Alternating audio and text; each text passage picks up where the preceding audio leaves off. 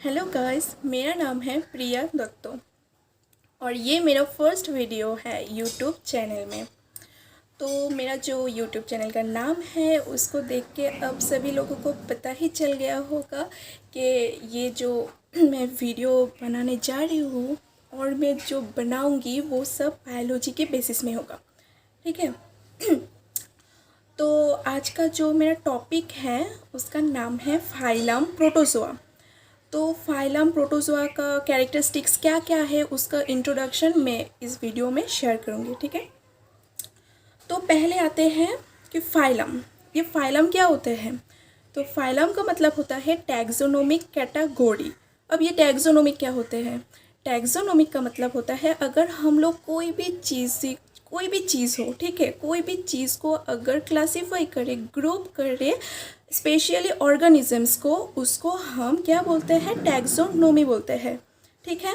मतलब ये याद रखना कि टैक्सोनोमी क्या होता है। टैक्सोनोमी रिलेटेड होता है क्लासिफिकेशन से। ठीक है। और क्लासिफिकेशन से वो जुड़ी हुई होते हैं टैक्सोनोमी। ठीक है। अब ये प्रोटोजोआ क्या होते हैं। प्रोटोजोआ एक क्या होता है, वो यूनिसेलुलर इनवर्टिब्रेट्स होता है। अब इनवर्टिब्रेट्स क्या होता है, इन मतलब नहीं है, वर्टिब्रेट मतलब वर्टिब्रल कॉलम। तो जिस एनिमल्स का वर्टिब्रल कॉलम और स्पाइंस और स्पाइनल कॉर्ड नहीं होता है उन सभी को हम लोग क्या बोलते हैं, इनवर्टिब्रेट्स बोलते हैं, है ना। तो ये जो प्रोटोजोआ है वो क्या है, वो एक यूनिसेलुलर इनवर्टिब्रेट्स है। ठीक है। तो ये जो प्रोटोजोआ है उसका एग्जाम्पल क्या है, एग्जाम्पल क्या क्या है, एग्जाम्पल है एमीबा, पैरामीशियम, वॉर्टिसेला, यूग्लिना और बहुत कुछ है। ठीक है। तो सिर्फ 2-3 याद रखने से ही होगा। अगर कोई पूछे तो प्रोटोजोआ का एग्जाम्पल क्या है तुम बता सके। ठीक है। अब आते हैं कि प्रोटोजोआ कहाँ कहाँ मिलते हैं। तो प्रोटोजोआ कहाँ कहाँ मिलते हैं। प्रोटोजोआ जो गंदे पानी होते हैं ना उनमें ही ज़्यादा मिलते हैं प्रोटोजोआंस। ठीक है। और कुछ कुछ प्रोटोजोआन वहाँ भी मिलते हैं जो गीले मिट्टी होते हैं ना, डैम्प सॉइल जिसको हम बोलते हैं, वहाँ भी प्रेजेंट होता है ये प्रोटोजोआंस। ओके। तो अबाउट 50,000 स्पीशीज आर देयर। ठीक है।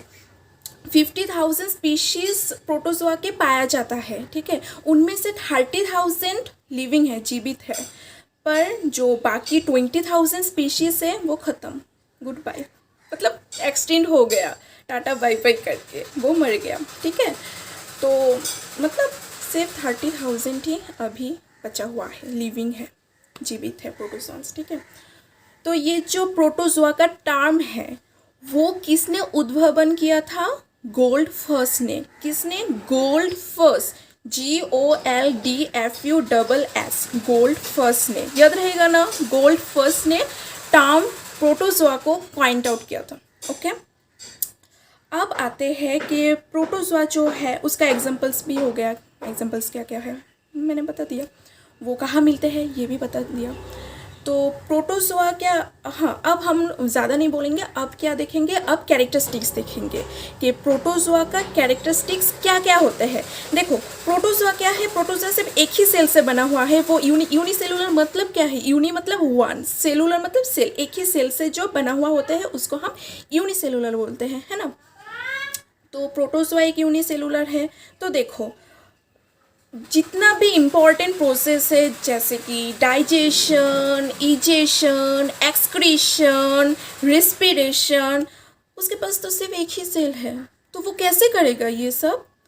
तो मल्टी सेलुलर एनिमल्स बोलते हैं, ये भाई तेरे पास तो सिर्फ एक ही, मजाक उड़ाते हैं कि तेरे पास तो एक ही सेल है।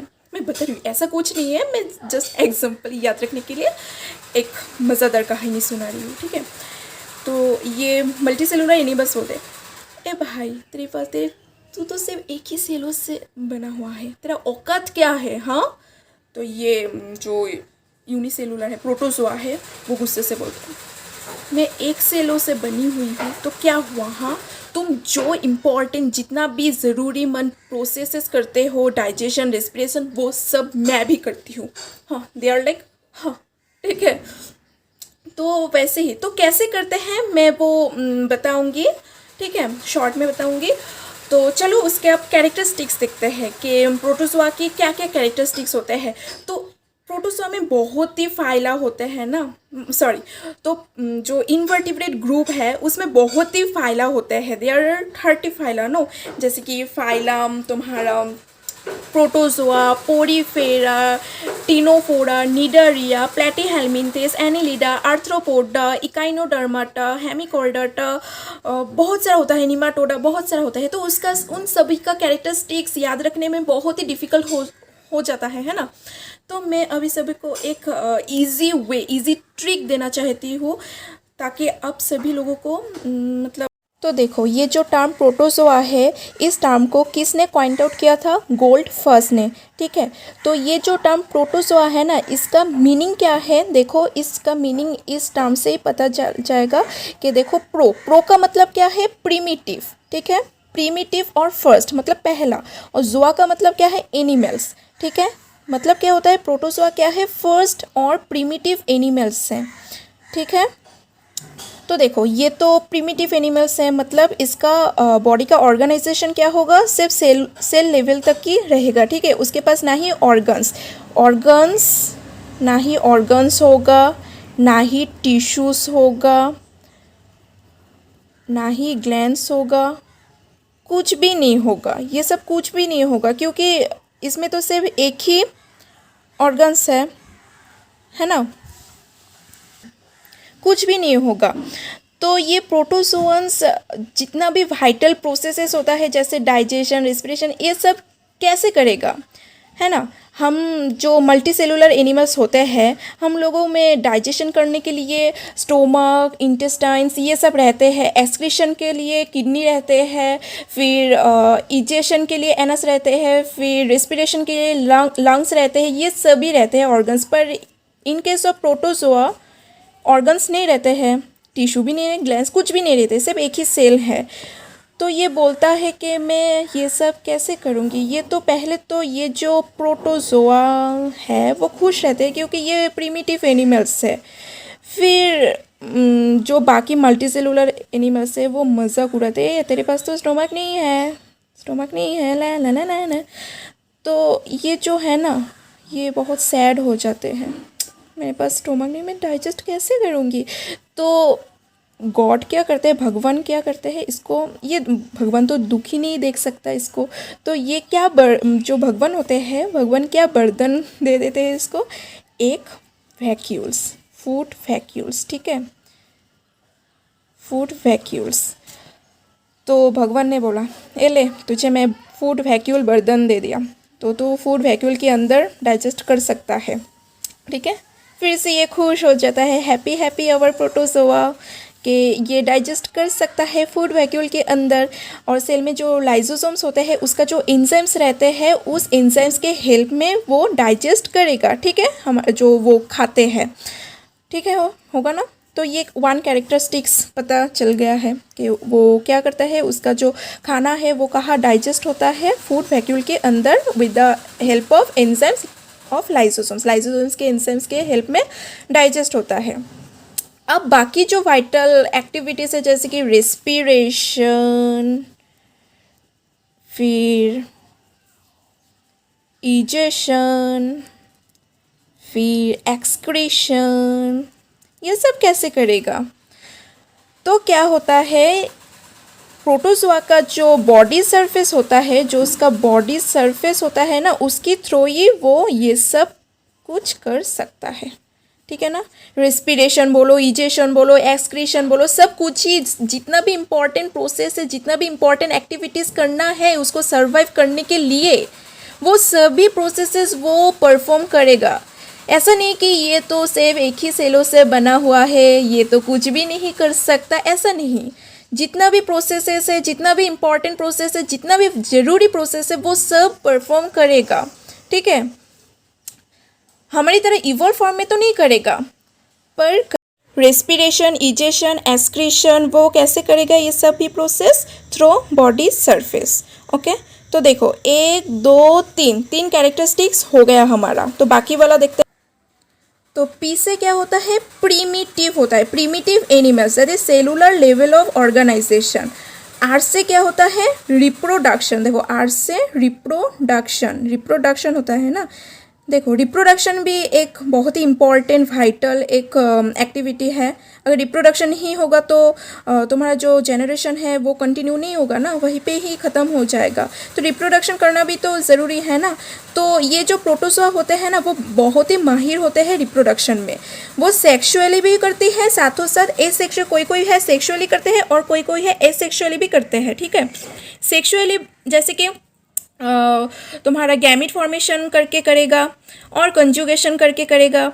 और जो तुम्हारा एसेक्सुअल है वो कैसे करेगा, जैसे कि एमीबा जो है वो बाइनरी फिशन से करते हैं, फिर कोई कोई है मल्टीपल फिशन से भी करेगा, और कोई कोई है जो कि तुम्हारा जो स्पोरुलेशन होते हैं उस प्रोसेस से भी करेगा। ठीक है, और बडिंग में भी कर सकता है। ठीक है ना। तो ओ से क्या होता है, ऑस्मो रेगुलेट होता है। ठीक है, ऑस्मो रेगुलेट। तो जो हमारा इंटरनल बॉडी के अंदर जो आयोन्स होते हैं, ठीक है, हमारे, हाँ हमारे तो होते हैं, पर हम लोग प्रोटोजोआ के बारे में पढ़ रहे हैं ना। तो प्रोटोजोआ क्या करेगा, ऑस्मो रेगुलेट करेगा। ओ से क्या होता है, ऑस्मो रेगुलेट। याद रखना ऑस्मो रेगुलेट भी एक इम्पॉर्टेंट है। ठीक है, ऑस्मो रेगुलेट करेगा। क्यों ये ऑस्मो रेगुलेट करना क्यों ज़रूरी होता है, क्योंकि उसके बॉडी के अंदर जितना भी आयोन्स रहता है such as chloride, then potassium, calcium, ये सभी आयोन्स जिसको हम लोग इलेक्ट्रोलाइट्स बोलते हैं, उन सभी आयोन्स के जो कंसंट्रेशन होते हैं और प्रोपोर्शन होते हैं उसको एडजस्ट करने के लिए जो उसका बेकार का जो एक्सेस वाटर है जो ज़रूरत नहीं होता है वो निकल देता है अपनी बॉडी से।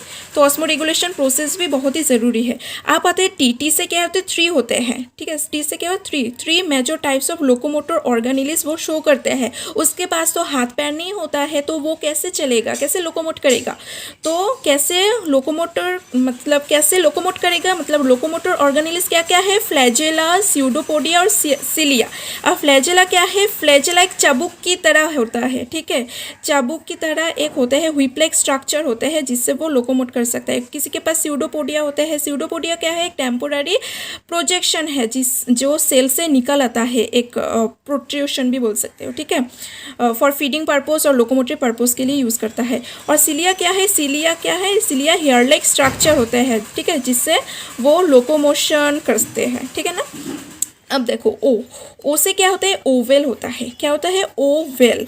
ओ देखो ओ कैसा दिखता है, गोल दिखता है। तो कुछ कुछ ऐसा भी प्रोटोजोआ होते हैं जो स्फेरिकल होते हैं। ठीक है, कुछ कुछ ऐसा होता है कि नहीं मैं स्फेरिकल नहीं होगा, मैं लंबा होऊंगा, इलोंगेटेड भी होते हैं। और कुछ कुछ चिपटा होते हैं, मतलब फ्लैटेंड होते हैं, मतलब उसका जो बॉडी का शेप है वो वेरिएबल है। कोई को ओवल भी हो सकता है, स्फेरिकल भी, इलोंगेटेड, फ्लैटेन, कोई भी हो सकता है। अब जेड ओ से क्या, देखो होलोजोइक, होलोजोइक में जेड ओ रहता है। तो जेड ओ में क्या होगा, जेड ओ से क्या होगा, होलोजोइक होगा।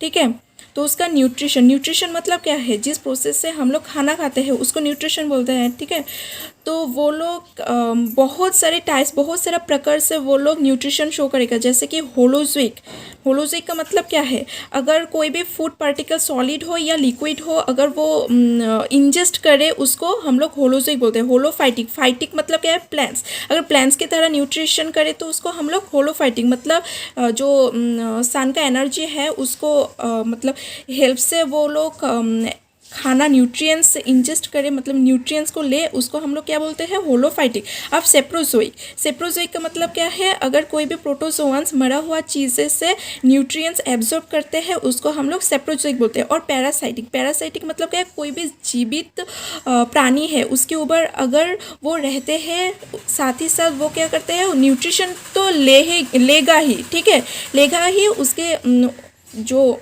जिसके ऊपर वो रहता है उसको होस्ट बोलते हैं। होस्ट को भी, होस्ट जो है उसको भी हार्म करेगा। ठीक है, उसको हम लोग क्या बोलते हैं, पैरासाइटिक बोलते हैं। ए, ऑल्टरनेशन ऑफ ए से क्या होता है, ऑल्टरनेशन होता है, ऑल्टरनेशन ऑफ जेनरेशन होता है।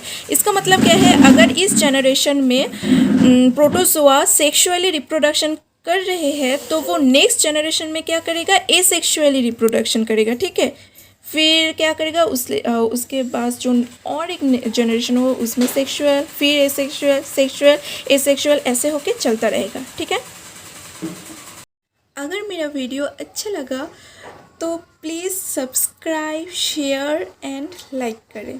ठीक है, तो कल फिर मिलते हैं, तो आज के लिए टाटा।